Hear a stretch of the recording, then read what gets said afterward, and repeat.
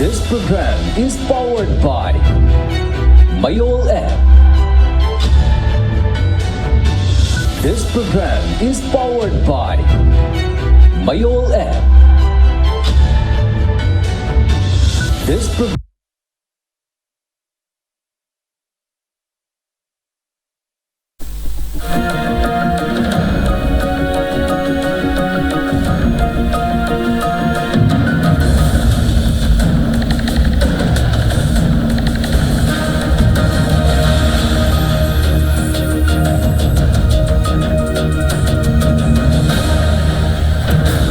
Ma'am खुरुम जरिए तो अंग्रेजी बस इम्पैक्ट न्यूज़ की मनु हुन्ना की थरम द केट्रमेयम प्रेमचांद मैम तराम उचरे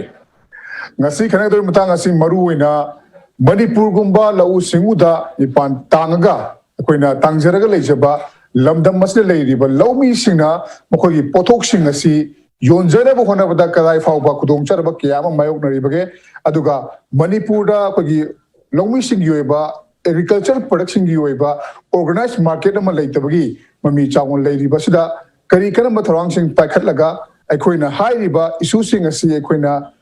Aruiba, Hogi, Waroshinum for Akanda, Lomi Sing the Hina Kudum, Saga the Gay Hiramasi, Matagani, Hiramasi, Matanasi, Pujarli, topic say problems of agricultural marketing, Hiramasi, Matangani, Hiramasi, Matanga, I say Manu Hunakana Basi, that's Yabinaba, on Lai Kutang election, Biribasi, Ahan Mada, Professor C.S. PRIYORANJAN, Manipur University, Department of Economics, Ojani, Ojabu Hamatra, Mokshari. Aduga mathang election biri basina why IBOTOMBI lomi ni hariba lomi asina tongan pada kyam puthoga su masibu yona bu hona bada maruina chenga si pawasi yona bu hona bada khudong char ba mayok nari haibagi kyara khanba maki article kayama tongan pawsi sing the phone khra ba lomi ni khoji ozai IBOTOMBI bu sutra no chari ayan bo fum je ozai IBOTOMBI de laksege Oza maruina hojo technary bahai batare lomi sing na wana thajaba low sing fo sing adagi tongan photok sing yona bo hona bada khudong chara ba kiyama mayok nari haibagi koji wakat na ma kholaw mo lai basi karamba mawong dano aduga masina maram oiraga lomi sing koji low urga chajari ba lomi sing da kadai fawba khudong chara ba nungai taba awaba kiyama thingnarabage haibuna chingmu sing asi Jana Tinarapa experience Habatare, how you follow in a lady sing do Ham Tambio. Effectively, Manu program, as is Harkar, Madi Praja, Mipun Kudim, Pau Pon, Iri program, Amani Hana Hajini, Machina Sarkar, Nakong, Puma, Masik, the program, Putopri, but effective book, very little Tagacheri. I'm the program, say, Mamang the MRP, the Hargi Maman. Hanganagi the effective in the enemy who the Manipur give a concrete hard problem, MRP the hard Hanganagi, line of short of a Sarkar, the kid, the Kagin Nakon, the Tabiduna, Lami Prajapanamana, hard Marang kind of Pandana, idea hard, home of Pandana, the Wiba, Masi, the Victor should be Hania little Talachi.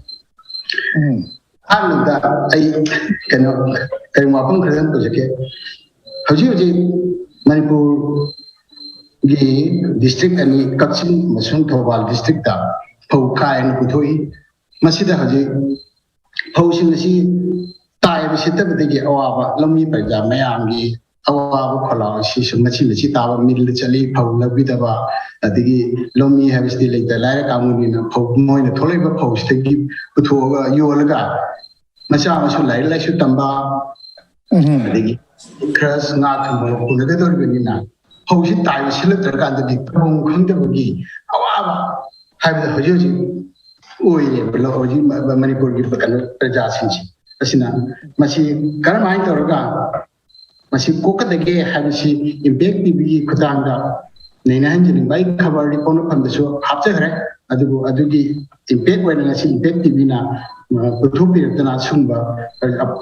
Lomisingi, Awasi. Going and Yana Sarkaina from the Tabit and a going and happy Taza, so with Taza Matandari, shown to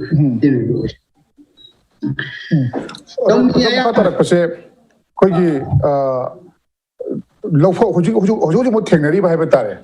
When the Putoksha ba, Ching Posing, Yuan ba, Matik San and Amdre, Masi ꯀꯔꯤ ꯃꯔꯝꯁꯤꯡꯅꯣ ꯊꯦꯡꯅꯔꯤꯁꯦ ꯌꯣꯟꯕ ꯃꯇꯝꯗ ꯊꯦꯡꯅꯔꯤꯕ ꯈꯨꯗꯣꯡꯆꯥꯗꯕꯁꯤꯡꯁꯤ ꯀꯔꯤꯅꯣ ꯍꯥꯏꯕꯗꯨꯒ ꯃꯈꯥ ꯇꯥꯅ ꯁꯝꯖꯤꯟꯕꯤꯔꯝꯃꯨ ꯑꯩ ꯇꯥꯖꯔꯛꯀꯦ ꯂꯧꯃꯤꯁꯤꯡꯅ ꯍꯧꯖꯤꯛ ꯐꯧ ꯇꯥꯏꯕ ꯁꯤꯠꯇꯕꯒꯤ ꯃꯔꯝꯁꯤ ꯑꯅꯤ ꯑꯍꯨꯝ ꯂꯩ ꯏꯍꯥꯟ ꯍꯥꯟꯕꯗ ꯑꯩꯈꯣꯏꯒꯤ ꯁꯔꯀꯥꯔꯒꯤ ꯅꯞꯁꯥꯒꯤ ꯆꯦꯡ ꯀꯤꯂꯣꯗ ꯂꯨꯄꯥ ꯑꯍꯨꯝꯗ ꯌꯦꯟꯕꯁꯦ ꯁꯤꯅ ꯌꯨꯝꯊꯣꯡ ꯈꯨꯗꯤꯡꯒꯤ ꯌꯦꯡꯁꯤꯜꯂꯛꯄ ꯃꯇꯝꯁꯤꯗ ꯐꯧ ꯋꯥꯟꯕꯒꯤ ꯍꯥꯏꯗꯤ ꯑꯁꯤꯒ ꯄ꯭ꯂꯁ ꯑꯁꯤꯒꯤ ꯃꯊꯛꯇ ꯑꯩꯈꯣꯏꯒꯤ ꯀꯣꯔꯣꯅꯥ ꯄꯦꯟꯗꯥꯃꯤꯛꯀꯤ ꯃꯁꯤꯗ ꯁꯔꯀꯥꯔꯅ ꯄ꯭ꯔꯖꯥꯁꯤꯡꯗ ꯂꯦꯝꯅ ꯆꯦꯡ ꯌꯦꯜꯂꯛꯄꯁꯤ ꯃꯁꯤꯅ ꯃꯔꯝ ꯑꯣꯏꯔꯒ ꯉꯁꯥꯏꯒꯤ ꯆꯦꯡꯒꯤ ꯋꯥꯅꯅꯕꯒꯤ ꯀꯩꯅꯣꯁꯤ ꯄ꯭ꯔꯖꯥꯁꯤꯡꯗ ꯂꯩꯔꯛꯇꯕ ꯍꯥꯏꯇꯥꯔꯦ ꯄꯤꯔꯛꯏꯕ ꯆꯦꯡꯁꯤꯅ ꯃꯔꯥꯡ ꯀꯥꯏꯅ ꯄꯤꯔꯛꯄꯅ ꯁꯤꯒꯤ ꯄ꯭ꯔꯖꯥꯁꯤꯡꯗ ꯆꯦꯡ ꯃꯔꯥꯡ ꯀꯥꯏꯅ ꯐꯪꯕ ꯃꯁꯤ ꯐꯠꯇꯕ ꯅꯠꯇꯦ ꯌꯥꯝ ꯐꯕꯅꯤ ꯂꯩꯇ ꯂꯥꯏꯔ ꯀꯌꯥꯒꯤ ꯑꯗꯒꯤ ꯍꯧꯖꯤꯛꯀꯤ ꯑꯋꯥꯕ ꯀꯌꯥ ꯄꯦꯟꯗꯥꯃꯤꯛꯀꯤ ꯕꯖꯥꯔ ꯆꯠꯄ ꯉꯝꯗꯕ ꯑꯗꯒꯤ ꯃꯄꯥꯟ ꯊꯣꯛꯄ ꯌꯥꯗꯕ ꯁꯤꯒꯨꯝꯕꯁꯤꯗ ꯁꯔꯀꯥꯔꯅ ꯑꯁꯨꯝꯕ ꯄꯤꯕꯤꯔꯤꯕꯁꯦ ꯈ꯭ꯋꯥꯏꯗꯒꯤ ꯐꯕ ꯄ꯭ꯔꯣꯒ꯭ꯔꯥꯝꯅꯤ ꯑꯗꯨꯕꯨ ꯃꯁꯤ ꯑꯣꯟꯅ ꯇꯩꯅꯕꯗ ꯂꯧ ꯐꯧ ꯄꯨꯊꯣꯛꯆꯔꯤꯕ ꯂꯧꯗꯨꯒꯤ ꯐꯧꯗꯨꯅ ꯃꯈꯣꯏꯅ ꯂꯣꯏꯕ ꯐꯧꯗꯨ ꯇꯥꯏꯔꯒ ꯏꯃꯨꯡ ꯃꯅꯨꯡꯒꯤ ꯈꯔꯆ ꯂꯥꯏꯔꯤꯛ ꯂꯥꯏꯁꯨ ꯇꯝꯕ ꯐꯤꯔꯣꯜ ꯂꯩꯕ ꯑꯗꯒꯤ ꯏꯃꯨꯡꯒꯤ ꯉꯥ ꯊꯨꯝ ꯄꯨꯂꯞ ꯄꯨꯒꯗꯕꯗꯨꯗꯤ ꯇꯥꯏꯕ ꯁꯤꯠꯇ꯭ꯔꯕꯅꯤꯅ ꯃꯁꯤꯗ ꯂꯧꯃꯤꯁꯤꯡꯒꯤ ꯑꯋꯥꯕꯕꯨ ꯑꯗꯨ ꯂꯥꯛꯀꯅꯤ ꯃꯁꯤ ꯍꯧꯖꯤꯛ ꯐꯧ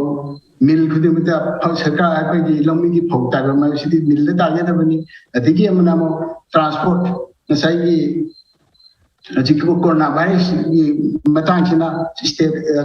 ꯀꯩꯅꯣ ꯑꯃꯒ ꯗꯤꯁꯇ꯭ꯔꯤꯛ ꯑꯃꯒ ꯐꯥꯎꯅꯕ ꯌꯥꯗ꯭ꯔꯦ ꯇ꯭ꯔꯥꯟꯁꯄꯣꯔꯠ ꯁꯤꯁꯇꯦꯝ ꯂꯩꯇ꯭ꯔꯦ ꯑꯗꯨꯅ ꯐꯧꯁꯤꯡꯁꯤ ꯀꯔꯝꯍꯥꯏꯅ ꯇꯧꯔꯒ ꯃꯐꯝ ꯑꯃꯗꯒꯤ ꯐꯧ ꯌꯥꯝꯅ ꯄꯨꯊꯣꯛꯏꯕ ꯐꯧ ꯄꯨꯊꯣꯛꯇꯕ ꯗꯤꯁꯇ꯭ꯔꯤꯛꯇꯗꯤ ꯈꯪꯗꯦꯀꯣ ꯐꯧ ꯄꯨꯊꯣꯛꯏꯕ ꯀꯛꯆꯤꯡ ꯑꯃꯁꯨꯡ ꯊꯧꯕꯥꯜꯗꯗꯤ ꯑꯗꯩ ꯕꯤꯁꯦꯟꯄꯨꯔꯒꯤ ꯖꯒꯥ ꯈꯔ ꯁꯤ ꯍꯧꯖꯤꯛ ꯐꯧꯁꯤ ꯇꯥꯏꯕꯝ ꯂꯩꯇꯕꯗꯒꯤ ꯌꯥꯝꯅ ꯑꯋꯥꯕ ꯑꯃ ꯑꯣꯏꯔꯦ ꯂꯧꯃꯤꯁꯤꯡꯁꯤ ꯑꯋꯥꯕꯒꯤ ꯃꯊꯛꯇ ꯀꯣꯛꯇ ꯈꯨꯠ ꯍꯥꯞꯄꯗꯨ ꯍꯥꯏꯌꯨꯔꯦ ꯑꯩꯈꯣꯏꯒꯤ ꯏꯟꯗꯤꯌꯥ ꯒꯣꯔꯃꯦꯟꯅꯗꯤ ꯂꯧꯃꯤꯁꯤꯡꯒꯤ ꯏꯟꯀꯝ ꯗꯕꯜ ꯑꯣꯏꯍꯟꯒꯅꯤꯅ ꯂꯥꯎꯕꯤꯔꯤ ꯌꯥꯝꯅ ꯐꯩ ꯑꯗꯨꯕꯨ ꯀꯔꯝꯍꯥꯏꯅ ꯇꯧꯗꯅ ꯍꯧꯖꯤꯛꯀꯤ ꯂꯧꯃꯤꯁꯤꯡꯗ ꯗꯕꯜ ꯑꯣꯏꯒꯗꯧꯔꯤꯕꯅꯣ ꯑꯃꯁꯨꯡ ꯍꯧꯖꯤꯛ ꯍꯧꯖꯤꯛ ꯃꯣꯏ ꯍꯤꯡꯅꯕꯒꯤ ꯋꯥꯐꯝꯁꯤꯗꯀꯣ ꯍꯧꯖꯤꯛ ꯍꯧꯖꯤꯛ ꯍꯤꯡꯅꯕꯒꯤ ꯋꯥꯐꯝꯁꯦ ꯌꯥꯝꯅ ꯂꯨꯕ ꯄ꯭ꯔꯣꯕ꯭ꯂꯦꯝꯅꯤ ꯑꯗꯒꯤ ꯍꯧꯖꯤꯛ ꯈꯔ ꯂꯩꯔꯒ ꯂꯧ ꯑꯃꯨꯛ ꯂꯣꯜꯂꯛꯑꯅꯤ ꯂꯣꯜꯂꯛꯄ ꯃꯇꯝꯗ ꯍꯧꯖꯤꯛ ꯐꯧ ꯍꯥꯏꯕꯁꯤ ꯌꯥꯝ ꯆꯥꯎꯕ ꯑꯦꯔꯤꯌꯥ ꯀꯩꯅꯣꯅꯤ ꯃꯁꯤꯅ ꯉꯁꯥꯏ ꯐꯧꯁꯤꯡꯗ ꯑꯃꯨꯛ ꯂꯥꯛꯑꯒ ꯄꯩꯐꯝꯒꯤ ꯄ꯭ꯔꯣꯕ꯭ꯂꯦꯝꯁꯨ ꯌꯥꯝ ꯂꯩꯌꯦꯕꯀꯣ ꯑꯗꯨꯅ ꯑꯋꯥꯕꯒꯤ ꯃꯊꯛꯇ ꯑꯋꯥꯕ ꯍꯥꯏꯕꯗꯣ ꯍꯧꯖꯤꯛ ꯂꯧꯃꯤꯁꯤꯡꯗ ꯂꯩꯔꯦ ꯃꯁꯤ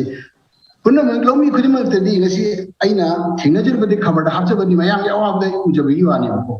ꯑꯗꯨꯅ ꯃꯣꯏ ꯂꯧꯃꯤꯁꯤꯡꯁꯤ ꯀꯔꯤ ꯇꯧꯔꯒ ꯀꯔꯝꯍꯥꯏꯅ ꯇꯧꯒꯅꯤ ꯍꯥꯏꯕ ꯄꯨꯊꯣꯛꯅꯕ ꯂꯩꯇꯕ ꯍꯥꯏꯇꯥꯔꯦ ꯑꯗꯨꯕꯨ ꯑꯩꯅ ꯁꯨꯝ ꯌꯦꯡꯖꯔꯨꯕ ꯃꯇꯝꯗ ꯃꯃꯥꯡꯗ ꯍꯥꯔꯒꯤ ꯄꯨꯊꯣꯛꯄꯗꯧꯅ ꯍꯟꯗꯛꯁꯨ ꯑꯩꯅ ꯂꯧꯃꯤꯁꯤꯡꯒꯤ ꯑꯋꯥꯕ ꯎꯔꯒ ꯁꯔꯀꯥꯔꯒꯤ ꯅꯥꯀꯣꯡꯗ ꯈꯔꯗꯁꯨ ꯇꯥꯔꯒ ꯁꯤꯁꯇꯦꯝꯗ ꯇꯧꯕ ꯌꯥꯕꯒꯦ ꯍꯧꯖꯤꯛ ꯍꯔꯤꯌꯥꯅꯥ ꯄꯟꯖꯥꯕꯇ ꯃꯃꯥꯡꯒꯤ ꯗꯤꯁꯀꯁꯟ ꯑꯃꯗ ꯑꯩ ꯃꯅꯨꯡꯁꯤ ꯑꯗꯨꯝ ꯕꯔꯥꯕꯔ ꯇꯥꯖꯕꯅꯤ ꯃꯁꯤ ꯅꯣꯡꯃ ꯍꯔꯤꯌꯥꯅꯥ ꯑꯃꯁꯨꯡ ꯄꯟꯖꯥꯕꯇ ꯂꯧꯃꯤꯁꯤꯡꯒꯤ ꯄꯣꯏꯅꯨꯒꯤ ꯃꯇꯝꯗ ꯀꯩꯅꯣꯁꯤ ꯒꯣꯔꯃꯦꯟꯅ ꯋꯥꯟꯁꯤꯟꯕꯤꯔꯒ ꯃꯗꯨꯅ ꯑꯃꯨꯛ ꯆꯦꯡ ꯑꯣꯏꯅ ꯍꯧꯖꯤꯛ ꯑꯩꯈꯣꯏꯗ ꯁꯨꯄꯔ ꯐꯥꯏꯟ ꯂꯥꯛꯏꯁꯤ ꯃꯣꯏ ꯑꯗꯒꯤ ꯑꯗꯨꯒꯤ ꯋꯥꯟꯁꯤꯟꯈꯤꯕ ꯐꯧꯗꯨꯅ ꯁꯤꯗ ꯂꯥꯛꯑꯒ ꯑꯩꯈꯣꯏꯁꯤ ꯌꯦꯜꯂꯛꯏꯅꯦꯕ ꯁꯨꯃꯥꯏꯅ ꯇꯧꯗꯅ ꯃꯅꯤꯄꯨꯔꯒꯤ ꯄ꯭ꯔꯖꯥꯁꯤꯡꯒꯤ ꯑꯋꯥꯕꯁꯦ ꯃꯁꯤ ꯁꯔꯀꯥꯔꯅ ꯈꯤꯇꯪ ꯈꯟꯕꯤꯔꯒ ꯇꯧꯕꯤꯔꯒꯗꯤ ꯅꯍꯥꯟ ꯑꯩꯈꯣꯏꯒꯤ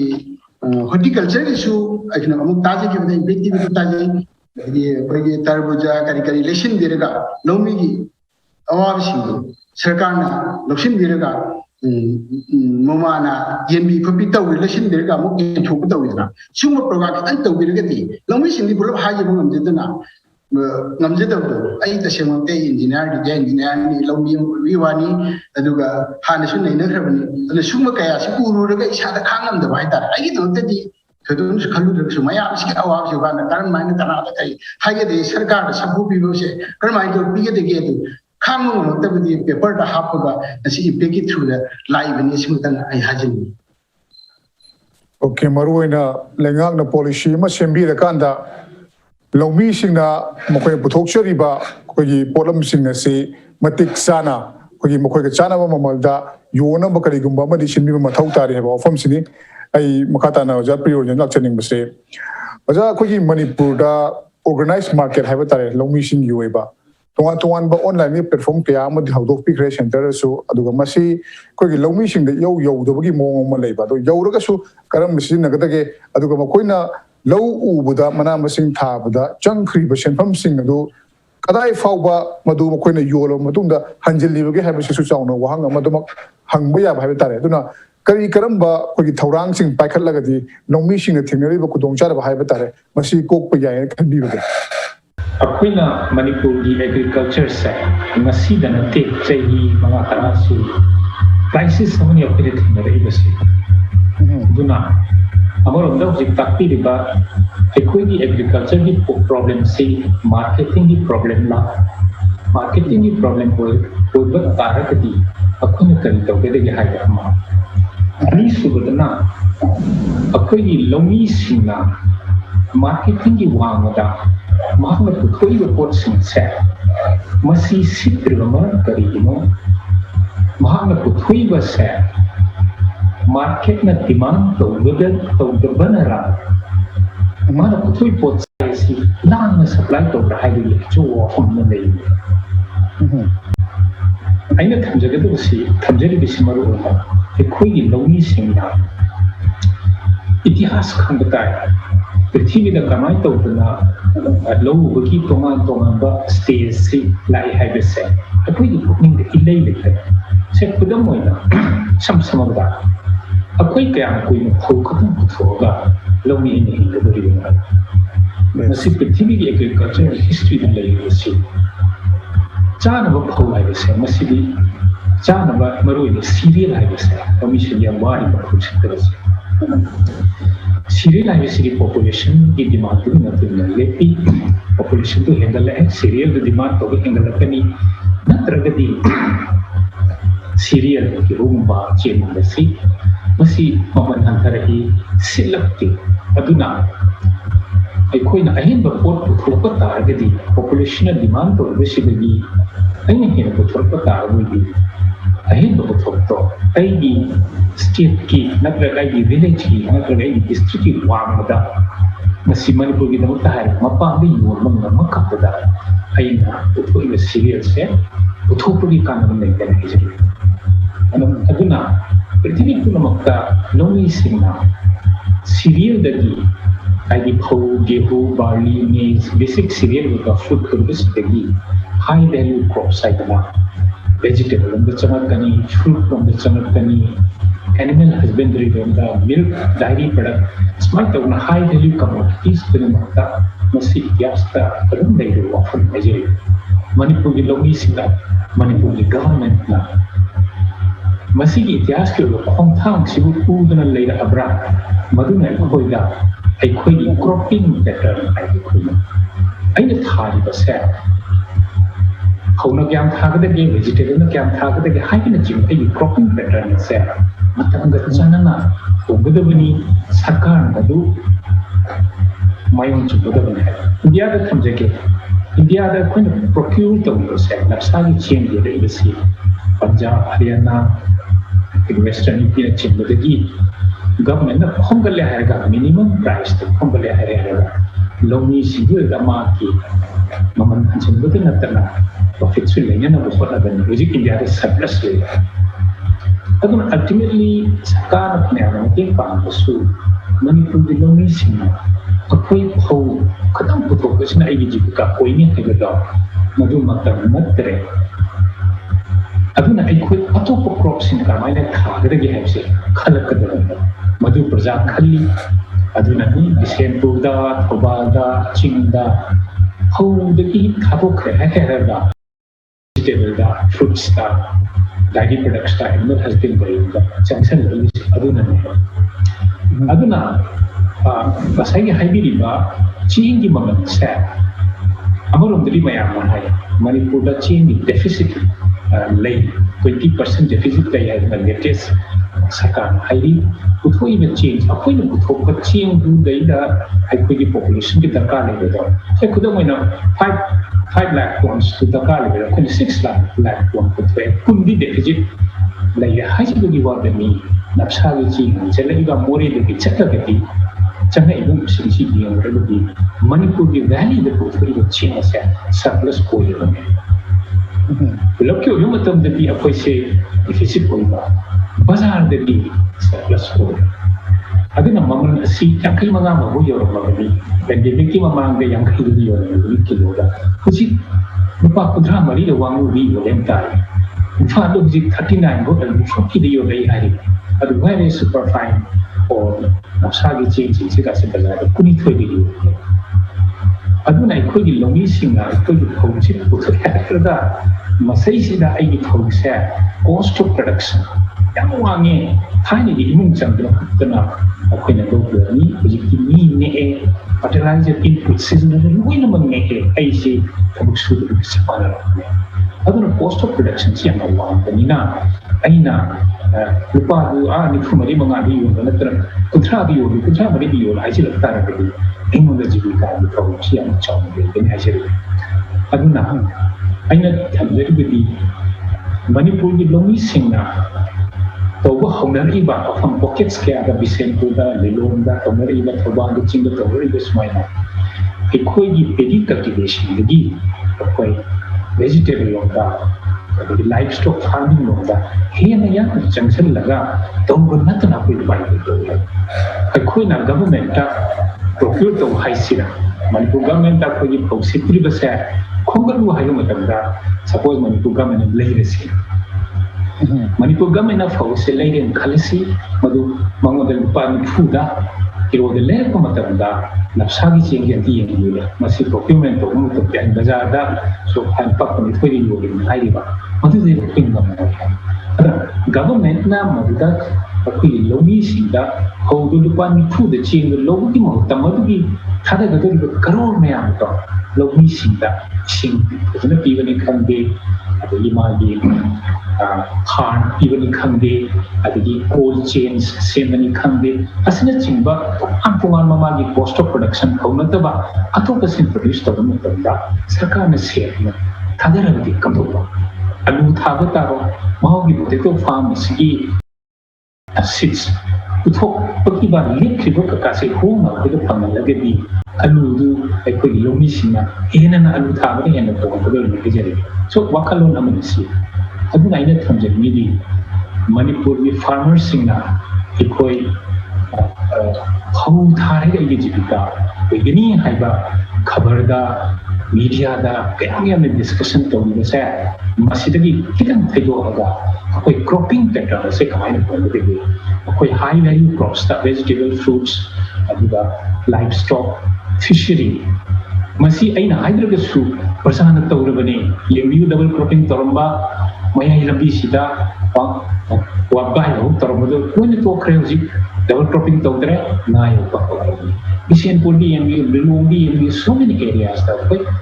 vegetable tharu like three the kamdore vegetable su ji overproduction tawre na di tawdri ko vegetable do ji akhoi angapani kobi thaba beans thaba and peas thaba ki area se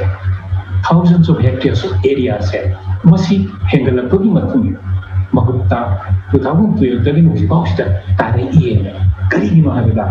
lomi sichina hai di mana masing sing se ajana puthoga bazar da perhun sip na kobi si kilo del patra man lokla kamai to aduna ikoi gi fundamental problem asai hoga haidi giba marketing haidase ikoi lobi sinda na amoina jati amoina koina ikoi gi Manipur gi market Manipur gi population sina demand to kobi ni bigi hen ko tholi masa takka bani aduna ikoi gi wangda kari gi damakta asam di thajna namaga india dagi alu laiga kilo del patra mari napsa hundra da alu bara da lok se thangi akoi alu patra mi di mo phang ngam bu libra pani fu di yoli bani so akoi na farmers sing na high value crops the vegetable the changchen ure hai ga model su mai king thinali hai marketing ki problem lai hai na shanta ni soi na hai ki ge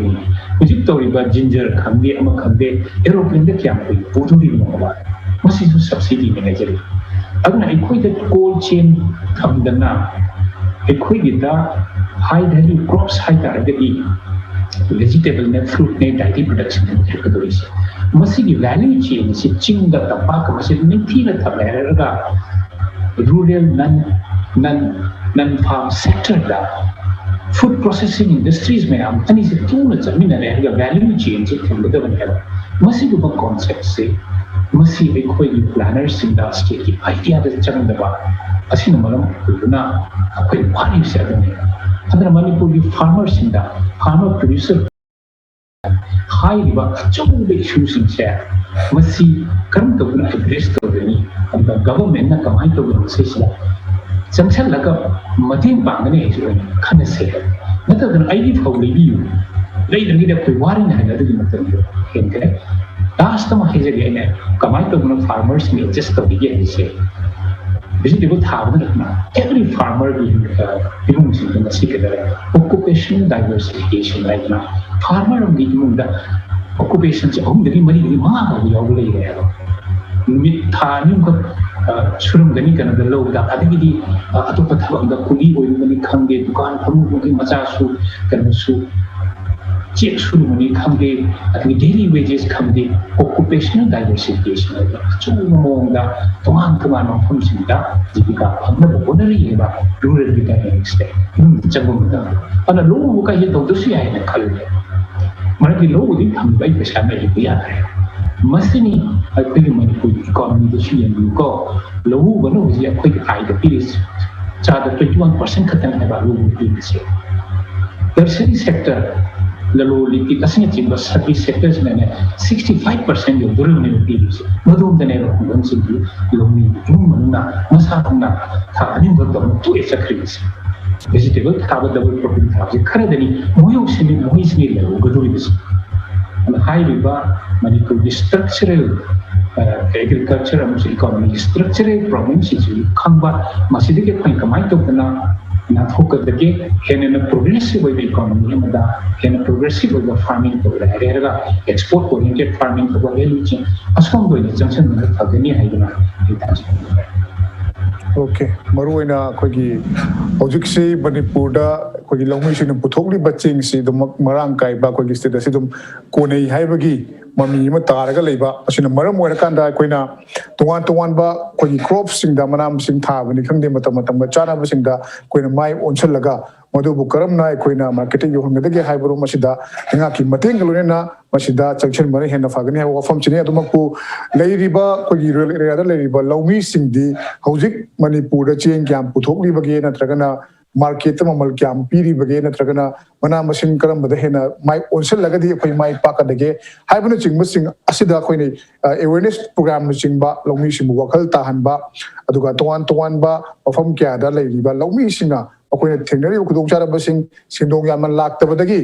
makoina kogi low sing yolakpa lofom sing manglakpa kya sisu leitaba na tabnina masidasu awareness ma chauna pangthokpagi tangai fadabagi dumak leiri aduga lorena akoina low sing chidagi haibadi kogi fau tharaga sindong phangde masida kogi hena mangmani hela haibadi chimba wakalon sing sida low uba natraga fau puthok agadi Manipur da so kogi cheng tangba chak tangba haibasi dumak lakpi ai maramde mapalamdagi pusalakpa singsi adumak sum pusalaga koina madubu consume toraga leiragadi akoi swai dami pan tangda bhaiba wafam masida su khara makhai di dumak solak payai ai makha tana lakchring base tamo santa lakchring base aw maruina kogi hoje ojara takpi bada multiple cropping in madang da haipet pambi adubu Manipur da leiri irrigation system haiba tare irrigation system si akoina mamang ai ri hauna ngasi phawda akoi irrigation system si kadai phawda develop tawrbugi haibasi yamna hangningai oiba wahang am oiri aduna bu kogi monocropping si dumak tawraga lakpani haibada hamen bathok oiba pham kharada kogi tuan ba water source singdagi yamna wana sing lawraga multiple cropping tawba dumak yawri dubu masi pham khudimak di ngamdabrina akoina multiple cropping si tawna bu hona bada kudong chadaba dumak mayoknari aduna tuan ba rural areas singda low unabo irrigation lere irrigation gi award pa lere aduga khogi multiple cropping na mai onsil kanda mai pak polomi mo ogedege haibasi yam chauna hangba ya ba wahang amadi wai aduna hiramasi matangda tamogi ba experience tamogi ba more pibiu asigi somnang biriba asigi kanose akoigi agriculture irrigation natraga sagi hoje hang biriba do adu romda changdringai da ko kai umdang clarify tawjage ba akoigi ngasagi farmer mayam gi hoje cheng shitli natraga sitte habje government gi side tagi ko government ga sai haibi do government side te adu tawda tawben haibi do government gi side tagi tawda na te ai hana ai masi government support tawbai na te ko akoina explore tawbai tabai ne APMC se agriculture market produce bill je governor consent law lairam asi agriculture market produce bill sina semak paise mandi ne agriculture mandi ne Manipur खत्तने वा agriculture मंडी लेती है हुजी को तो बस ते लोई लेने मिज़ोरम बोले APMC market से Manipur खत्तने वा लेती है असम की मंडी ले हाई वा मंडी से ची ले हन्ना वा कोई farmer जिंग से क्या होना दियो वा कोई farmer association organization ले में हमसे यूरिया भंग दबा दा issue वही ना तो है वो मागी marketing से दा issue वही तो दे सी number 1 को number 2 हम मुहायरा के वो number 2 से कहीं नो है करना ऐसा कि लेडी बग पोचे ऐसा कि government ना तो दिया दी यार वो government ना मतम की मतुंगी ना मोई प्लान से तुम चेंज तो ले कई प्लान चेंज तो हुए और अंदर MOVCD NER सो कुछ याओं गनी ऐसा ये वैल्यू एडेड राइस ऐसे हाई यील्ड राइस से सीगी program use high yield rice का थारी वो अदगी योंग से कनो चुजाक थारी मोई को हाई पोचिंग से हाई यील्ड राइस थारी से सी गो में न कई थाली ना मसीगी चेंज से हानगी लेडी बच्चेंग से सी योन बदई दी सी चेंज थाता दी थुने सु मुनबा याम सु पुतो को हाई यील्ड राइस को सिमिलर को नंबर 3 दा अकोई हुजी गवर्नमेंट फार्मर में आना है तो अकोई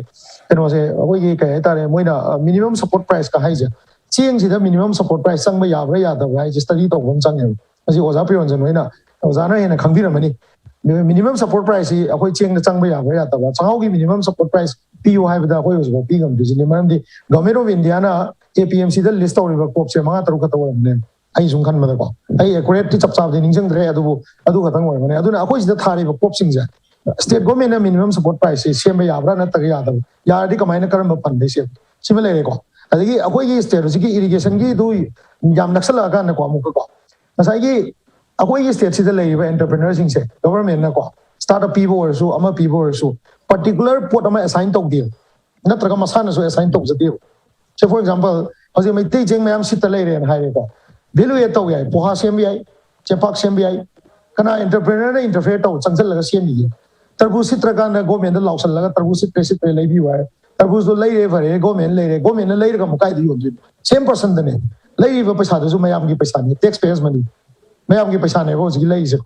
अदुगुम्बा मयाम मा हाई तारे ने को अदुगुम्बा इशू मयाम मा मचा मयाम मा लेहले सुगान गाना दउ अदुगुम्बा कहे तारे को अखोई को इंटर कनेक्ट तौबदा वाटपा अदगी कोरिलेट तौबदा वाटपा सुम मयाम मा को सुम मयाम लेहले हाई तारे सी की फैक्टर सिंग से याम साउन ले अदगी होजी सेकेंडली अमु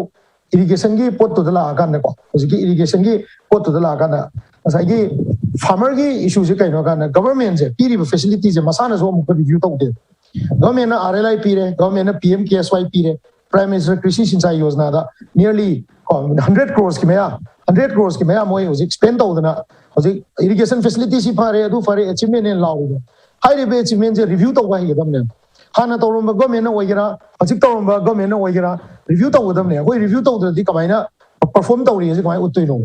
रिव्यू तौरगा थबक तौदबा जगह तो तोथोगदमने अदु हजिकी लेइबा गवर्नमेंट जी की ओरसो हाने गवर्नमेंट जी की ओरसो अफबा जगह दा थबक तौनिंग जगह इसी काना अलू थारे जे चै क्या थारागे इसी का की फार्मर मैम जी की होनमन जी अखोइना गवर्नमेंट जी ngasi बाउ रिकॉग्नाइज तौबिब्राबा करमबा इसी का दा एक्स्ट्रा ऑर्डिनरी फैसिलिटी कई पीरगे इसी का की फार्मर जी दा आइना हाइजेनी जे एक्स्ट्रा ऑर्डिनरी फैसिलिटी कई पीरगे इरिगेशन पंप अमा खतंग थिंजलगा इसिंग खरा कापथोकबुना यारोय मागी फार्मर सिंगदुदा वेल ट्रेन तौनबा मागी अदुदा चिपसोना का थादना अतोपा कंपनी मपान की कंपनी प्रोडक्टना नत्रगा लोकल कंपनी सिंग सिदा गवर्नमेंट की अथॉरिटी सिंग ना कोबीदना इसी का दा थारिबा लुसे नोइना लेगदबनी नोइगा कॉन्ट्रैक्चुअल एग्रीमेंट हाइबी बगा लेब्रा करमबा जगह दा अखोइ जे मरक्तने इहोदा होरे होरी जे काइदा होइनो गाना फार्मर ना बंबू दा पुथोय एंटरप्रेन्योर ना सोम दा स्कीम प्रो दा लौरे अखोइ जे को एंटरप्रेन्योर सिंग स्कीम प्रो लौरे अदगी गवर्नमेंट ना पंगेन दा येले पैसा येलेनी अदु पीरिनी अदगी मागी प्रोजेक्ट सी यारे पीरिनी नसीबाउदा अखोई हुजी लेइबा स्टेटस सिदा हुजी लेइबा अखोई कनोगी गवर्नमेंट पीरिबा इन्वेस्टमेंट सिदा स्टार्टअप द पीगिबा नत्र कनो द पीगिबा अखोई लोकल एरिया दा करमबा प्रोडक्ट करमबा क्रॉप ता फार्मर ना कपक्तबा नत्रगा लाउरक्तबा याउगे हाबसे मसी गवर्नमेंट रिव्यू तौबिगदमनेबा अखोइना पाइनएप्पल दा पैसा सुयाम थादरदी who are the entrepreneurs involved in करमबा एंटरप्रेन्योर्स सिंगना कयामुक मसी पाइनएप्पल सक्सेस ओयनग्रे अखोइना फंड पीरिबा एंटरप्रेन्योर्स इना ओयनब्रा चेंगिदा अखोइना थादरिबा एंटरप्रेन्योर्स इना ओयनब्रा ओयनदब्रा मसी इंटर रिलेशन हम चंगे गवर्नमेंट रिव्यू तौबिगदबने नोइना नखोइना चेंग अखोइना चेंग थाgai थालगा 3000 हेक्टर एना चेंग थालगा ना हजि मधुगी लेइबा आउटपुट तुबो वैल्यू एड तौरकांदा लोकल मार्केट खक्तदा ऑपरेट तौरगा लोकल मार्केट खक्त थादोगा अखोइ सर्वाइव तौनी है दिखनबिगनो local market se akoi gi lebak se isagi breakfast category da isagi categorically akoi gi breakfast lai jadaba akoi ji kunai ne akoi gi ayuk ta chari ba breakfast se alaman char mi je chak chado mama chaba ngari ga to me pasi ne ba madu gi da akoi na say example ama ke Kellogg's na ko Kellogg's ai ba company sina India gi breakfast standard se change to gani na lai ne aduga Kellogg's ki hojik lai ba cornflakes se si je mayam na chaba da ne categorically moina mayam na chaba da yongam da na ko Kellogg's na India gi ba breakfast se semaga packet to India dum yon ta lai ne ba si khangbi ba se si akoi na khangga da si ne ba akoi gi lam si da kari pot ajan puthoi hai ba pot to value add to the entrepreneur kana ngam doino adugi pot to assign to dam ne adagi irrigation facility leriba adagi double crop tongna hona riba jaga sing cha hai ba sing sidane masida akoina example ma iser ke hoji akoi hoji nasik gi tomato me am lakwa hore manipur da akoi da su la e nasik ke tomato se yam thi hong la a maharashtra gi imphal yo da lupa kun ga tare te hen jing de wholesale da kg im da lupa kunthra mukta hoji market sa sang gai chai re hoji manipur gi tomato se nasik ki tomato se la kan da manipur tomato se na nasik ki tomato market se mana la iba maman je akoi pi da akoi farmer jing chi so e masi pot se ne ba masi inbound crop se number 1 inbound crop se control to ngam de number 2 da kai no ha kan da akoi gi farmer na so ko ngasai gi makoi gi capability da group oina farm to se government na FPC se ma so FPO se ma so akoi gi group oina compact lam da farm to se akoi masi ai tri ba machinery punna layer season na min se masi hai ti ba akoi gi lori gi wang ma da akoi gi FPC ma government na sembi se ka do na no FPC gi magi shareholder mayam duna magi funding do punna thamma kanda madugi fund duna poto laisal kanda interconnectivity market ama semu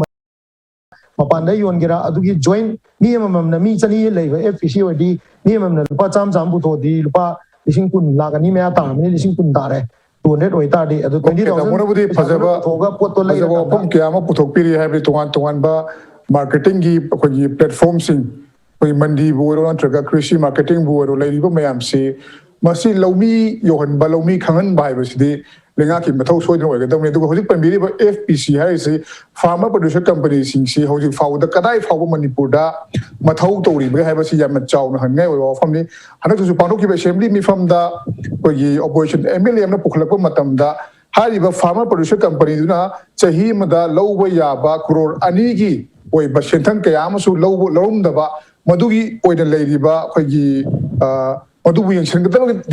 da hap liba akoi sing dusu kadai phaw thabak tore kadai phaw yengchen libagi ha su khumba ngam dabagi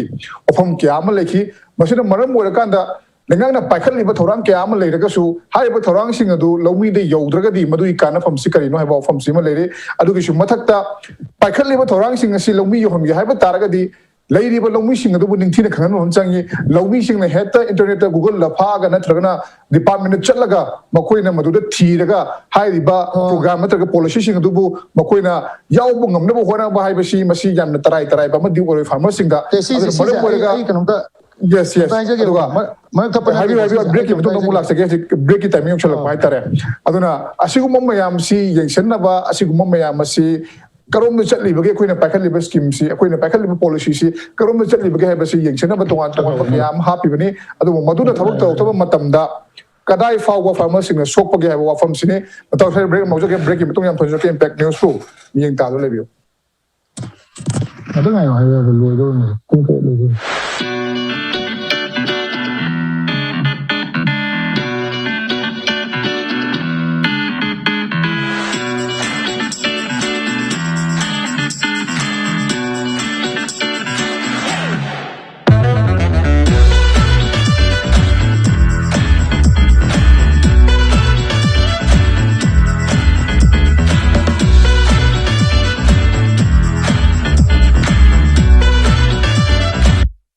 Impact TV ko pumnong noro Impact TV Premier Channel da online da luhong bahari usmang kumaya se September tara ni pangin numidang pung tara madid September tara mapangin numidang wala pung ahum tam matam da so repeat telecast to jagani adom madom gi LCO sing da lupan ni Fu TV daga subscribe to view Premier so ase Google Play Store gi khuthang da Impact TV app download to bir gaming tabi basu yagani September tara ni pangin numidang wala pung taret sung soi choi da khudol tam jeragani online da luhong ba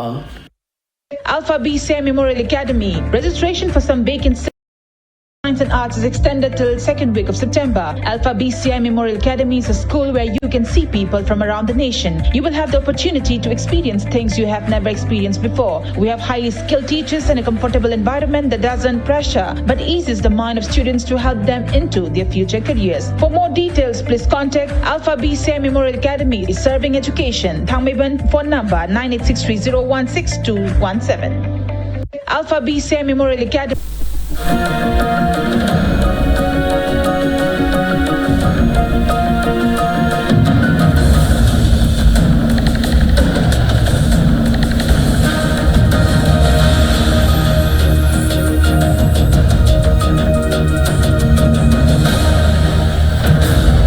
break ki matung na mayam ba muka tram no chari kasi khanam li bas se longmi se no putholi puthok sing si kadai fau ba ning thina yon ba ngam li bage masida yon ba ngam ni ter ngam de hai basida lengak na karam mi yeng chang li bage karam ba policy program sing pakan li bage hai ba policy program sing ado thabak to onthok labra hai bage masigi matang ane ai break ki matung da makhata la chaning ba se IBOTOMBI da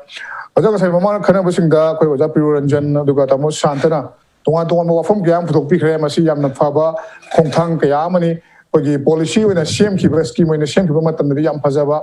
adu masi ground level da field da yauraba haibudi adu mo dum wahang oi ba masi laumi gi natraga agriculture gi wakata na tongan tongan scheme kaya ma ai khoina putholaba matung na yamna phajaba kaya ma public training thina yoba yodobra hai basi thina he he diction mangam do kham mami dumuk ta lai hai batare duna maram more kan da sagi multiple cropping na chingba tongan ba khoi gi mahi maru thaba na chingba da mai onsen matam da kari karam khudong jar basing thingna bagi hana masigi matang da khoi experience lai bikhabra aduga Manipur puthokli ba ching si adum khoi sufficient way hai na do loba ya ba adu su matak ta tongan ba station gi thaja lai ba khoi napsagi makara pangi ba ching sing su lai brina hoji mak khoi na ching puthokli ba phau puthokli ba si kana phajina kai no hai na chingba opom kyam lai masi matang da jagi mo thambi ai karim gradang pundok chege oja PRIYORANJAN amsung SHANTA haibi gi opam sing ai sama agriculture irrigation department da 36 years ai service ta ma irrigation gi maram da ai yamana khangi e kana mai ta da ji oja sing oja na ji ikhon koiba alternative low uba khot pa haida yam tapiri yam chumdi program ni adugu ai irrigation department da 36 years later mamnina ya thamba Manipur da double cropping si ai samai berez da lejera Manipur gyal hanba berez sing berez si samai berez si 1983 dagina 86 87 drive phajna pirami 90 drive dagi double cropping si people ngam de singi ma karwa de singi source ri hana madan lairami ising marang kaina pirami double cropping triple cropping bak dorami adu ising yawda banna hoji double cropping tawnu de si kai ising li dabagi ne ising chi Manipur ki irrigation department puga forward ayamba loin khan jipsida project sing kelo bi maram su khangi adu ngasi matak te hajar ro tawdi di hoji ki inkon koi gi double cropping green kanu henda se ising yawdar oi bi adi hoji Manipur ki manung da Bishanpur district khara phang khara ka tani hoji ki kanu gi inkon koi bi thabak adegi Manipur thawal district su wanging mu phang khara irrigate adi ka bi pumping taroga tawi aw khara aduna tana Manipur chauro lo hectare lising muk lairiba asida akoigi double cropping inkon ko ya lo kam di kitan hatane asi tawning na longi singji tawning tawung de maram de koi irrigation sing yaudana kaidong ni su akoi inkon ko ya de masai isana particular nai khangabani yamna khangabani ising karamai tor ising pigani karamai tor ka tawne ni ngam de bagni akoi sarkar na sunati chingkuk sile adi ising lakre kara degi ising kanu dam de ising pige de dam ising du mamanga koi 1986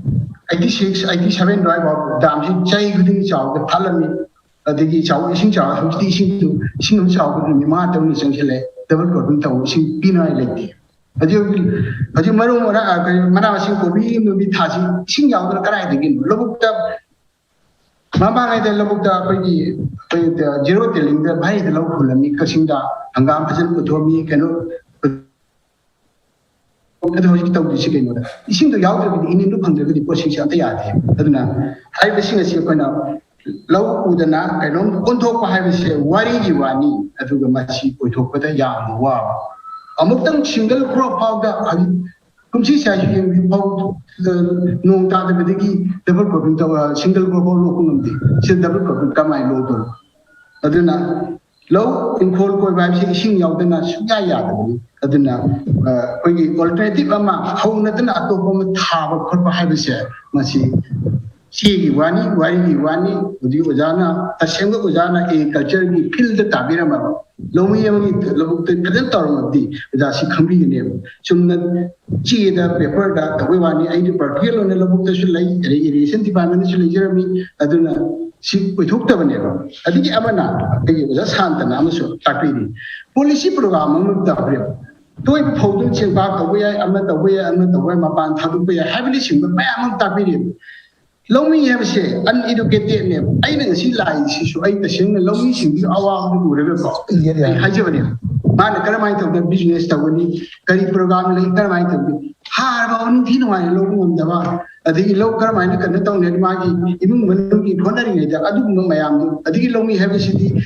ꯀꯔꯤꯒꯨꯝꯕ business ꯇꯧꯕꯗ ꯃꯥꯒꯤ capital ꯈꯔ ꯆꯪꯒꯅꯤ ꯃꯤ ꯈꯔ group ꯈꯣꯝꯖꯤꯟꯒꯅꯤ ꯑꯗꯨꯒꯤꯗꯨ ꯂꯧꯃꯤ ꯑꯃ ꯂꯧ ꯃꯔꯥ ꯑꯃ ꯁꯪꯒꯝ ꯑꯃ ꯂꯩꯕ ꯃꯌꯥꯝꯗꯨꯅ ꯀꯔꯝꯍꯥꯏꯅ ꯈꯣꯝꯃꯒ ꯄꯥꯔꯠꯅꯔꯁꯤꯞ ꯇꯧꯔꯤꯅꯣ ꯑꯗꯨ ꯇꯧꯕꯤꯒꯦ ꯍꯥꯏ ꯇꯥꯔꯒꯁꯨ ꯁꯔꯀꯥꯔꯅ ꯁꯤꯟꯕꯤꯌꯨ ꯁꯔꯀꯥꯔꯅ ꯄꯣꯂꯤꯁꯤꯗꯨ ꯄꯨꯊꯣꯛꯄꯤꯌꯨ ꯍꯧꯖꯤꯛ ꯍꯧꯖꯤꯛꯁꯨ ꯑꯩꯈꯣꯏꯅ ꯍꯥꯏꯖꯅꯤ ꯆꯦꯡꯗꯨ ꯋꯥꯟꯁꯤꯟꯕꯤꯔꯣ ꯋꯥꯟꯁꯤꯟꯂꯒ ꯅꯞꯁꯥꯒꯤ ꯆꯦꯡ ꯑꯥꯗꯒꯤ ꯂꯧꯔꯤꯗꯨ ꯃꯍꯨꯠꯇ ꯁꯤꯗꯒꯤ ꯃꯅꯤꯄꯨꯔꯗ ꯆꯦꯡꯁꯤꯡ ꯋꯥꯟꯁꯤꯟꯕ ꯇꯥꯏꯕꯤꯔꯣ ꯑꯗꯨꯒ ꯁꯤꯗ ꯂꯨꯄꯥ 6 ꯌꯣꯟꯕꯤꯔꯣ ꯑꯗꯨ ꯑꯣꯏꯔꯒꯗꯤ ꯂꯧꯃꯤꯁꯤꯡꯗꯤ ꯍꯤꯡꯒꯅꯦꯕ ꯂꯧꯃꯤꯁꯤꯡꯁꯦ ꯆꯍꯤ 3-5 10 ꯍꯥꯏꯔꯔꯣꯏ ꯆꯍꯤ 5 खितंग हेल्पददी मणिपुर में लोमी हो लेरर मासी लेरे दे कोर्स खरे हाजिगे लो मरा मासी परि तंखाइनी को मसी उबो मतंदा 42 45 to 50,000 चंगे हजिकी मतम लो खोबने ने बने खाव आइदि खुनबा पेंबा खाव येबे तोर कांसिता हजिकी लोमी की कनुसु कुसुमनसु 500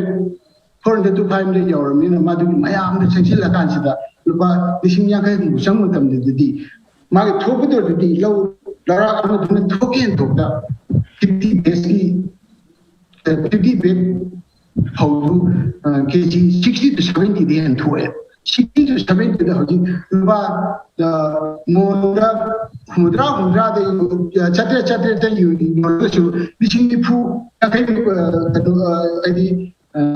संके मार्शन इमानशु तंगे लोकशाल गनोमा लोमी लोकशाल वरम पार्टी माना 70 मोन फंगनी 70 मोन 20 डेट सम पिथो करनी 50 लेमो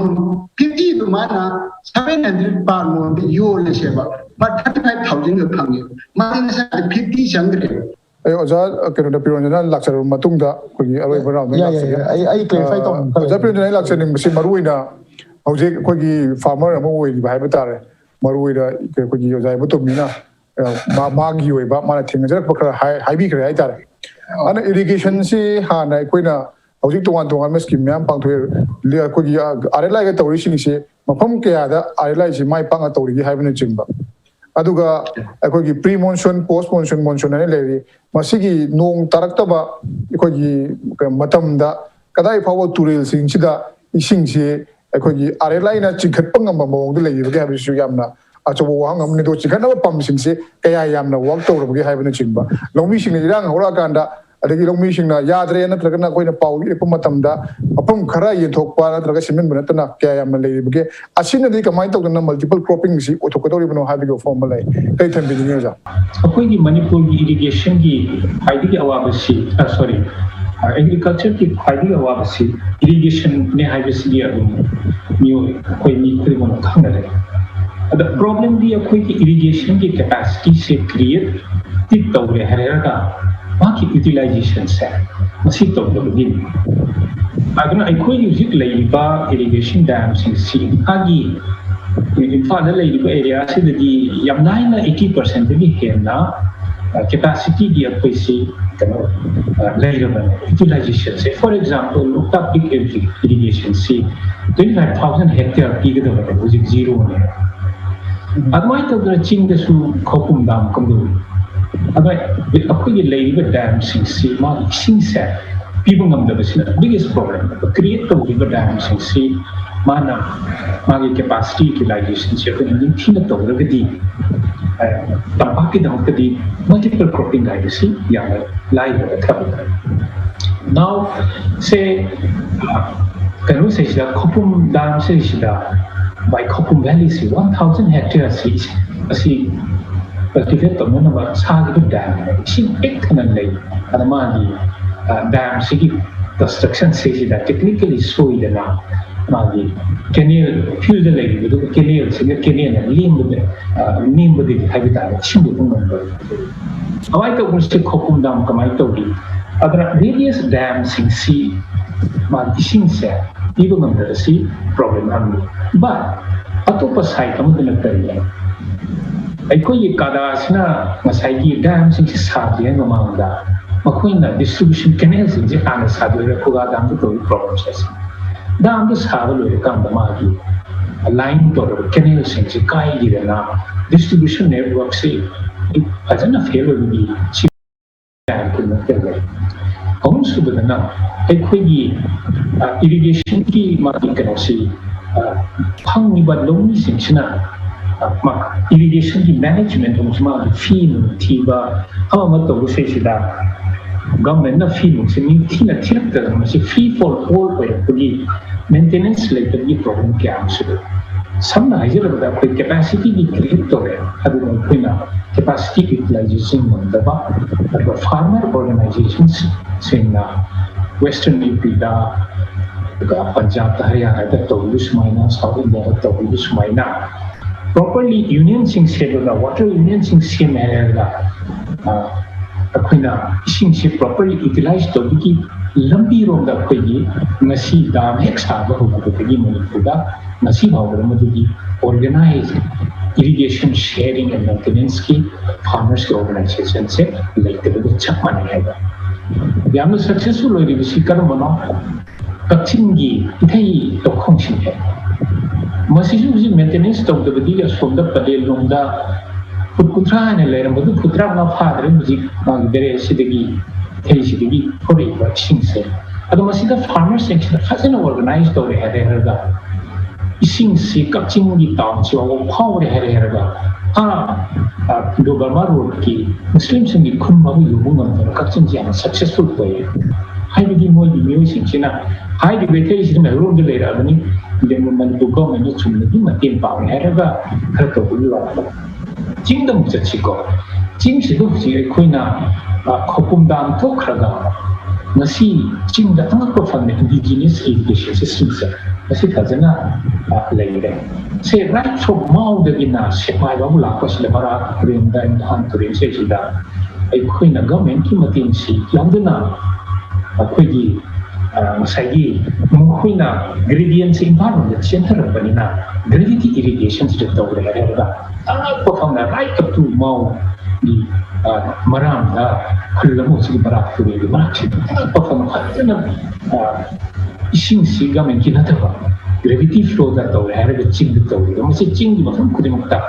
and I'm such a rich ching from my young from the Masashi, those indigenous lift gravity irrigation to over Arada, Ching the Bago of the river relation said, was almost less electric, Ching the wet rice cultivation, Yapadan Senapati June free foil. Now, I know the lift irrigation because you have costly but subsidized report me. I think irrigation as a farmer organization similar. Shanta when the production of the Togi one right up to the village to the irrigation set. Boys see how they get the farmers themselves. Shanta was a higher level guide market. Value addition Torkadorini, Makoina, Mapani market as a monetary directly produced to the farmer na aina poach it hado erga cropping toro lena ko cereal matharo vegetable tharo oil seeds tharo fish farming toro adigi mo high production jo thor ko matamda kai thal da ge se Santa Monica organization sina toro kaduri beni the value addition high level by level hai bata rahe ꯍꯥꯏꯗꯤ ꯂꯧꯗ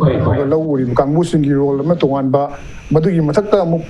ꯄ꯭ꯔꯗꯛꯁꯤꯡꯁꯤ ꯑꯃꯨꯛ ꯀꯗꯥꯏ ꯐꯥꯎꯕ ꯑꯩꯈꯣꯏꯅ process ꯇꯧꯔꯒ ꯅꯠꯇ꯭ꯔꯒꯅ package ꯇꯧꯔꯒ ꯁꯤ ꯅꯍꯥꯛ ꯑꯩꯈꯣꯏꯕꯨ ꯇꯨꯃꯤꯟꯅꯀꯣ ꯍꯥꯏꯕꯤꯔꯤ ꯁꯣꯖꯥꯏꯕꯨ ꯇꯨꯃꯤꯟꯅ ꯍꯥꯏꯕꯤꯔꯤꯁꯤ ꯀꯩꯅꯣꯝ ꯍꯥꯏꯖꯔꯤ ꯑꯩꯈꯣꯏꯁꯦ ꯃꯇꯝꯁꯦ ꯂꯣꯏꯁꯤꯜꯂꯛꯄ ꯆꯦꯡ ꯗꯤꯐꯤꯁꯤꯠ ꯂꯩ ꯍꯥꯏꯔꯤꯁꯦ 20% ꯂꯩ ꯂꯧꯕꯗꯤ 30 ꯈꯛꯇꯪ ꯗꯕꯜ ꯀ꯭ꯔꯣꯞꯄꯤꯡ ꯇꯧꯕ ꯃꯇꯝꯗ ꯑꯩꯈꯣꯏ ꯆꯦꯡ theoretically 6 lakh metric tons ꯑꯗꯨ ꯄꯨꯊꯣꯛꯀꯗꯧꯔꯤꯅꯦ ꯑꯩꯈꯣꯏꯒꯤ ꯄ꯭ꯔꯣꯕ꯭ꯂꯦꯝꯗꯤ ꯀꯣꯕꯤ ꯈꯪꯗꯦ ꯑꯃ ꯈꯪꯗꯦ ꯂꯧꯃꯤꯁꯤꯡꯅ ꯍꯧꯖꯤꯛ ꯄꯨꯊꯣꯛꯑꯦꯅ ꯈꯜꯂꯁꯦꯕ ꯏꯔꯤꯒꯦꯁꯟꯗꯨ ꯄꯤꯔꯦꯅ ꯈꯜꯂꯁꯦꯕ ꯏꯔꯤꯒꯦꯁꯟ more than 1,000 crore ꯍꯧꯖꯤꯛ ꯑꯩꯒꯤ ground water se exploit tawre harega ko pina bi government ki paisa su lae plan tawri harega issue is water se government na more oil tawre harega dam du sare harega scheme kya paikale harega farmers sing gi response to lakpada natra potu thokpada natra potu value addition tawre harega mapanda thabuk pragati ꯑꯩꯈꯣꯏ ꯃꯅꯤꯄꯨꯔꯗ ꯂꯩꯔꯤꯕ ꯂꯥꯈ 30ꯃꯨꯛꯀꯤ ꯃꯤꯑꯣꯏꯁꯤꯡꯒꯤ ꯆꯥꯕ ꯂꯣꯏꯔꯒ ꯑꯗꯨꯝ ꯐꯥꯔꯃꯔꯁꯤꯡ ꯂꯣꯏꯔꯦ ꯃꯥꯏ ꯀꯣꯟꯁꯤꯜꯂꯔꯣꯏ ꯍꯥꯏꯕꯁꯦ ꯑꯩꯈꯣꯏ ꯀꯥꯎꯒꯨꯝꯁꯤ ꯑꯗꯨꯒ ꯂꯥꯁꯇ ꯑꯩꯅ ꯁꯥꯟꯇꯤꯗ ꯊꯝꯒꯗꯧꯔꯤꯕꯁꯦ ꯃꯅꯤꯄꯨꯔ ꯒꯚꯔꯟꯃꯦꯟꯠꯀꯤ ꯍꯧꯖꯤꯛ ꯄꯣꯂꯤꯁꯤ ꯂꯩꯇꯦ ꯂꯩꯅꯅꯕ ꯍꯣꯠꯅꯔꯝꯃꯤ ꯁꯥꯟꯇꯁꯨ ꯌꯥꯎꯔꯤꯕꯅꯤ Manipur Planning Department says ibadagi makhoi na ngasi mawda agriculture veterinary productive department ma'am se amata coordinate tawdaba policy lekaba masi hujik leiriga birengi government sida khada jai pandemic man se sida adubu hujik se kanana het tawriga there is no coordination there is no policy government na policy ma lakragadi lobi ngata tungana taba adi veterinary toba agriculture policy ma lakragadi tungana ꯍꯥꯏꯗꯤ ꯄꯥꯎ ꯐꯥꯎꯅꯕ ꯉꯝꯗꯅ ꯑꯃꯒ coordination ꯇꯧꯕ ꯉꯝꯗꯅ ꯆꯠꯂꯒꯅꯤ ꯍꯥꯏꯕ ꯋꯥꯐꯝꯁꯤꯗ agriculture policy ꯃꯊꯧ ꯇꯥꯏ ꯍꯥꯏꯕꯅꯤ ꯑꯔꯣꯏꯕ ꯑꯣꯏꯅ ꯑꯩꯈꯣꯏ ꯇꯥꯃꯣ ꯁꯥꯟꯇ ꯀꯩ ꯋꯥꯐꯝ ꯊꯝꯕꯤꯅꯤꯡꯉꯦ ꯇꯦꯟꯇꯪꯒ ꯊꯝꯕꯤꯌꯨ ꯃꯇꯝꯁꯤ ꯌꯥꯝ ꯂꯣꯏꯁꯤꯜꯂꯛꯑꯕ ꯑꯗꯨꯒ ꯃꯈꯥ ꯇꯥꯔꯛꯄꯗ ꯑꯃꯨꯛ ꯈꯔ ꯅꯪ ꯇꯟꯖꯥ ꯂꯧꯖꯒꯦ ꯑꯔꯣꯏꯕ ꯑꯣꯏꯅ ꯉꯁꯥꯏꯒꯤꯅꯦ ꯑꯩꯈꯣꯏꯒꯤ ꯄꯣꯏꯟ 3 ꯈꯛꯇꯪ ꯀ꯭ꯂꯦꯔꯤꯐꯥꯏ ꯇꯧꯖꯒꯦ ꯌꯥꯝ ꯇꯦꯟꯇꯛꯅꯀꯣ ꯃꯇꯝꯁꯦ ꯌꯥꯝ ꯇꯦꯟꯕꯅꯤꯅ ꯉꯁꯥꯏꯒꯤ ꯑꯩꯈꯣꯏ ꯏꯌꯥꯝꯕ ꯑꯃ ꯉꯁꯥꯏ ꯀꯛꯆꯤꯡꯒꯤ ꯑꯩꯈꯣꯏ ꯏꯌꯥꯝꯕ ꯑꯃ ꯌꯥꯎꯕꯤꯔꯝꯕꯗꯣ FPCꯒꯤ ꯃꯇꯥꯡꯁꯤꯗ ꯈꯤꯇꯪ ꯀꯟꯐ꯭ꯌꯨꯖ ꯑꯣꯏꯕ ꯃꯥꯜꯂꯦ ꯑꯩ ꯈꯤꯇꯪ ꯀ꯭ꯂꯦꯔꯤꯐꯥꯏ ꯇꯧꯅꯤꯡꯉꯤ ꯃꯄꯥꯟꯗ ꯄꯣꯠ ꯊꯥꯕ ꯍꯥꯏꯁꯦ ꯐꯥꯔꯃꯔꯅ ꯈꯪꯉꯣꯏ ꯍꯥꯏꯔꯤꯁꯦ ꯐꯥꯔꯃꯔ ꯀꯩꯗꯧꯕꯩ ꯈꯪꯉꯣꯏꯗꯣꯏꯅꯣ FPC ꯑꯃ ꯁꯦꯝꯕ ꯃꯇꯝꯗ CEO ꯑꯃ ꯑꯦꯄꯣꯏꯟ ꯇꯧꯕꯅꯤ ꯌꯥꯎꯔꯤꯕ ꯒꯣꯔꯃꯦꯟꯠꯒꯤꯀꯣ SFSCꯅ ꯄꯤꯔꯤꯁꯦ FPC ꯑꯃꯅ ꯆꯍꯤ ꯑꯃ ꯍꯦꯛ ꯑꯣꯄꯔꯦꯠ ꯇꯧꯔꯛꯄꯗ 10 ꯂꯥꯈꯁꯦ ꯏꯀ꯭ꯋꯤꯇꯤ ꯑꯣꯏꯅ ꯄꯤꯔꯤꯅꯦꯕ ꯃꯥꯒꯤ ꯀꯝꯄꯅꯤꯁꯦ ꯐꯪꯁꯟ ꯇꯧꯅꯕ ꯑꯩꯁꯦꯀꯣ ꯑꯗꯨꯒꯤ ꯏꯀ꯭ꯋꯤꯇꯤꯗꯨ ꯃꯅꯨꯡꯗꯅꯦ ꯋꯥꯔꯀꯤꯡ ꯀꯦꯄꯤꯇꯦꯜ ꯌꯥꯎꯔꯤ ꯋꯥꯔꯀꯤꯡ ꯀꯦꯄꯤꯇꯦꯜꯗꯨꯅ CEO ꯑꯃ ꯑꯦꯄꯣꯏꯟ ꯇꯧꯒꯗꯕꯅꯦꯕ ꯃꯣꯏꯒꯤ ꯂꯥꯏꯔꯤꯛ ꯂꯥꯏꯁꯨ ꯇꯝꯃꯨꯕ ꯑꯉꯥꯡ MBAꯒ ꯇꯝꯃꯨꯕ ꯀꯥꯏꯗꯅꯣ ꯃꯥꯔꯀꯦꯇꯤꯡꯒ ꯍꯩꯕ ꯅꯠꯇ꯭ꯔꯒ ꯂꯥꯏꯔꯤꯛ ꯍꯩꯇ꯭ꯔꯁꯨ ꯑꯦꯛꯁꯄꯤꯔꯤꯌꯦꯟꯁ ꯂꯩꯕ ꯃꯄꯥꯟ ꯑꯦꯛꯁꯄꯣꯔꯠ ꯇꯧꯕ ꯉꯝꯕ ꯃꯤꯀꯣ ꯑꯩꯈꯣꯏꯅ ꯄꯨꯊꯣꯛꯏꯕ ꯀ꯭ꯔꯣꯞꯁꯦ ꯚꯦꯂꯨ ꯑꯦꯗ ꯇꯧꯖꯔꯛꯀꯗꯧꯁꯤ ꯑꯗꯨꯒꯤ ꯃꯌꯥꯝꯗꯣ ꯃꯅꯤꯄꯨꯔꯗ ꯁꯦꯝꯃꯤꯕ FPCꯁꯤꯡꯁꯦ ꯈꯪꯕ꯭ꯔꯥ ꯑꯁꯤꯁꯤꯅ ꯃꯥꯒꯤ ꯀꯔꯝꯕ FPCꯅ ꯀꯅꯥ CEO ꯀꯌꯥ ꯑꯦꯄꯣꯏꯟ ꯇꯧꯗꯅ ꯃꯣꯏꯒꯤ CEO ꯀꯌꯥꯗꯨꯅ ꯃꯥꯏ ꯄꯥꯛꯈ꯭ꯔꯒꯦ ꯗꯤꯁ इज क्वेश्चन नंबर 1 नंबर 2 दो को असैगे यामदुना हाइबिरमिबा आई मिंग गोननदि निंसिंगजद्रे वारो बियादे इरिगेशन द लेबिरमेसु हाई को अदो इरिगेशन की ब्लूप्रिंट से खंबरा मथंगी इफेक्टिव डिस्कशन तौकांददि कंट्रोलर एंड ऑडिटर जनरल की रिपोर्ट तो पाइबिरो अदो रिपोर्ट दा हेक्टर क्या इरिगेट तौग्रगे दो मधु फाकलगा डिस्कशन तौसे गवर्नमेंट क्या सक्सेस होय फार्मर ना क्या फेल होयनगे दो अदुसु होचे गवर्नमेंट फेल होयनबई मथक्तसु फार्मर ने ग्रुप होइना थबक तौबई तौजि फॉर एग्जांपल वांगू फॉर एग्जांपल अतोप मफम को कोई वांजिंग फॉर एग्जांपल सेकमाई को आरएलआई लेबे जगह सिंग से खंबा सही तरा सही मंगा तरुक सिजनर मतुंगा इकंग थोकांदा आरएलआई याद्रे ना लौबिरपा फार्मर ग्रुप सु लेयो अदगी अमु आरएलआई फजन फंक्शन तौबा मफम चिंगदा अदगी सेकमाई स्वाइदा अदगी वांगूदा स्वाइदा आरएलआई फन फंक्शन तौबा फार्मर डबल क्रॉप फन तौजबा फार्मर सु लेयो गवर्नमेंट ना सर PRIYORANJAN हाई दुमाइना government needs to frame a committee कर्म कमिटी नो हाई कांदा डिपार्टमेंट सिंग की एक्सपर्ट मैम यावरो को अदुगा मसी कमिटी फॉर्म तौरकांदा प्रोजेक्ट से याम तोइन रिव्यू तौबम चंगेबा अइना हाइजिने डिस्कशन से कंट्रोलर एंड ऑडिटर जनरल की रिपोर्ट तो पाया तौसे कइगुम इरिगेशन द खनजे आएगा हेक्टर अदु फेल होय अदा फेल पा गांगना न तवा अरे हेक्टर CAG की रिपोर्ट पुरागा खनसे वफमसने दुबो CAG की रिपोर्ट यावबा फील्ड कुमबो मतमदा फेल ओरबा क्यामसु थेनकिदब नते रिपोर्ट क्याम लेखरमे दुसु मतकता होजिक लेरिबा फार्मर प्रोड्यूसर कंपनी सिंगसी ओखोगी हापिबा CEO सिंगसी क्याम याम हाप्रे मखोय कई तौरिगे हाइन हंगबा मतमदा एग्रीकल्चर डिपार्टमेंट ना एग्रीकल्चर मिनिस्टर ना असेंबली दा मदु खुमबंगमदना मतम लौखिबनी मसिने ताकपदि स्वाइदा ओहो बखरादि दुमक लेरि हाइबनी दुसु मतकता सेम खिबे स्कीम लेरिबा पॉलिसी मयाम असी ꯂꯧꯃꯤꯁꯤꯡꯅ ꯈꯪꯍꯟꯕ ꯂꯧꯃꯤꯁꯤꯡꯅ ꯈꯪꯗ꯭ꯔꯦ ꯍꯥꯏꯗꯅ ꯑꯗꯨ ꯁꯦꯝꯈ꯭ꯔꯕꯅꯤ ꯆꯠꯂꯨꯔꯣ ꯍꯥꯏꯕꯗꯤ ꯌꯥꯗꯕꯅꯤꯅ ꯂꯧꯃꯤꯁꯤꯡꯅ ꯌꯧꯍꯟꯕ ꯂꯧꯃꯤꯁꯤꯡꯅ ꯈꯪꯍꯟꯕ ꯃꯈꯣꯏꯗ ꯑꯦꯋꯦꯌꯔ ꯑꯣꯏꯔꯀꯥꯟꯗ ꯃꯈꯣꯏꯅ ꯄꯥꯡꯊꯣꯛꯇꯕ ꯍꯥꯏꯕꯗꯨ ꯇꯣꯉꯥꯟꯕ ꯑꯃꯅꯤ ꯑꯗꯨꯕꯨ ꯈꯪꯗꯕ ꯀꯌꯥ ꯑꯃ ꯂꯩꯕꯗꯒꯤ ꯑꯩꯈꯣꯏꯒꯤ ꯄꯣꯠ ꯁꯤꯠꯇ꯭ꯔꯦ ꯍꯥꯏꯕ ꯋꯥꯐꯝꯁꯤ ꯂꯥꯛꯏꯕꯅꯤ ꯑꯗꯨꯅ ꯃꯔꯝ ꯑꯣꯏꯔꯀꯥꯟꯗ ꯂꯩꯉꯥꯛꯅ agriculture policy ꯑꯃ ꯁꯦꯝꯕꯤꯕ ꯑꯗꯨꯒ ꯂꯩꯔꯤꯕ ꯑꯍꯣꯡꯕꯁꯤꯡ ꯑꯁꯤ ꯌꯦꯡꯁꯤꯟꯕꯤꯅꯕꯒꯤꯗꯃꯛꯇ ꯈ꯭ꯋꯥꯏꯗꯒꯤ ꯃꯔꯨꯑꯣꯏꯕ ꯅꯝꯕꯔ 1ꯗ irrigation ꯑꯗꯨꯒ irrigationꯁꯤꯡ ꯑꯁꯤ ꯅꯤꯡꯊꯤꯅ ꯐꯪꯍꯜꯂꯕ ꯃꯇꯨꯡꯗ ꯐꯥꯔꯃꯔꯁꯤꯡ ꯑꯁꯤ ꯑꯃꯒ ꯑꯃꯒ ꯄꯨꯟꯁꯤꯜꯂꯀꯥꯟꯗ ꯑꯩꯈꯣꯏꯒꯤ ꯒ꯭ꯔꯨꯄꯤꯡ ꯑꯣꯏꯅ ꯂꯩꯔꯀꯥꯟꯗ ꯑꯩꯈꯣꯏꯒꯤ ꯇꯧꯐꯝ ꯊꯣꯛꯄꯁꯤꯡ ꯑꯗꯨ ꯇꯧꯔꯀꯥꯟꯗ ꯑꯋꯥꯠꯄꯁꯤꯡꯁꯤꯅ ꯀꯔꯤꯅꯣ ꯃꯅꯤꯄꯨꯔꯗ ꯗꯤꯃꯥꯟ ꯇꯧꯔꯤꯕ ꯃꯍꯩ ꯃꯔꯣꯡꯁꯤꯡ ꯑꯁꯤꯅ ꯀꯔꯤꯅꯣ ꯋꯥꯠꯂꯤꯕꯁꯤꯅ ꯀꯔꯤꯅꯣ ꯄꯨꯊꯣꯛꯄ ꯇꯥꯔꯤꯁꯤꯅ ꯇꯉꯥꯏꯐꯗ꯭ꯔꯤꯁꯤꯅ ꯀꯔꯝꯕꯅꯣ ꯑꯗꯨꯒ ꯑꯩꯈꯣꯏꯅ ꯍꯦꯟꯅ ꯚꯦꯂꯨ ꯑꯦꯗꯦꯠ ꯇꯧꯒꯗꯧꯔꯤꯕꯁꯤꯅ ꯀꯔꯝꯕꯅꯣ ꯃꯁꯤ ꯀꯅꯥꯅ ꯇꯧꯒꯗꯕꯅꯤ ꯍꯥꯏꯕꯅꯆꯤꯡꯕꯁꯤꯡ ꯑꯁꯤ ꯂꯩꯔꯤꯕ ꯂꯩꯉꯥꯛꯅ ꯌꯦꯡꯁꯤꯟꯕꯤꯔꯀꯥꯟꯗ ꯁꯦꯝꯃꯤꯕ ꯀꯃꯤꯇꯤ ꯅꯠꯇ꯭ꯔꯒ ꯂꯩꯔꯤꯕ ꯐꯥꯔꯃꯔ ꯄ꯭ꯔꯣꯗ꯭ꯌꯨꯁꯔ ꯀꯝꯄꯅꯤꯁꯤꯡ ꯑꯗꯨ ꯌꯦꯡꯁꯤꯟꯕꯤꯔꯀꯥꯟꯗ ꯃꯗꯨ ꯊꯕꯛꯇ ꯑꯣꯟꯊꯣꯔꯛꯄ ꯃꯇꯝꯗ ꯃꯥꯏ ꯄꯥꯛꯄ ꯂꯧꯃꯤꯁꯤꯡ ꯑꯃꯗꯤ ꯂꯧꯃꯤꯁꯤꯡꯗ ꯑꯋꯥꯕ ꯊꯦꯡꯅꯔꯤꯕꯁꯤꯡ ꯑꯁꯤ ꯀꯣꯛꯀꯗꯕꯅꯤ ꯍꯥꯏꯕ ꯋꯥꯐꯝ ꯑꯁꯤꯗ ꯉꯁꯤꯒꯤ ꯑꯣꯏꯅꯗꯤ ꯃꯅꯨꯡ ꯍꯨꯠꯅꯒꯤ ꯊꯧꯔꯝ ꯑꯁꯤ ꯃꯇꯥꯡ ꯁ꯭ꯋꯥꯏꯗ ꯂꯣꯏꯁꯤꯟꯖꯔꯒꯦ ꯉꯁꯤꯒꯤ ꯊꯧꯔꯝ ꯑꯁꯤꯗ ꯄꯦꯅꯦꯂꯤꯁ ꯑꯍꯨꯝꯃꯛꯅ ꯑꯣꯟꯂꯥꯏꯟ ꯈꯨꯠꯊꯥꯡꯗ ꯁꯔꯨꯛ ꯌꯥꯕꯤꯗꯨꯅ ꯊꯥꯒꯠꯄ ꯐꯣꯡꯗꯣꯛꯆꯔꯤ ꯃꯁꯤꯗꯤ ꯉꯁꯤꯒꯤ ꯃꯅꯨꯡ ꯍꯨꯠꯅꯒꯤ ꯊꯧꯔꯝ ꯑꯁꯤ ꯀꯔꯝ ꯇꯧꯕꯤꯒꯦ ꯑꯗꯨ ꯑꯩꯈꯣꯏꯒꯤ ꯏꯝꯄꯦꯛ ꯅ꯭ꯌꯨꯁꯀꯤ ꯏꯃꯦꯜ ꯑꯥꯏꯗꯤ impactvnews@gmail.com ꯅꯠꯇ꯭ꯔꯒ ꯑꯩꯈꯣꯏꯒꯤ ꯐꯦꯁꯕꯨꯛ ꯄꯦꯖꯇ ꯈꯪꯍꯟꯕꯤꯔꯛꯄ ꯌꯥꯒꯅꯤ ꯉꯁꯤꯒꯤ ꯑꯣꯏꯅꯗꯤ ꯀꯥꯏꯅꯕ ꯊꯝꯖꯔꯤ ꯈꯨꯔꯨꯝꯖꯔꯤ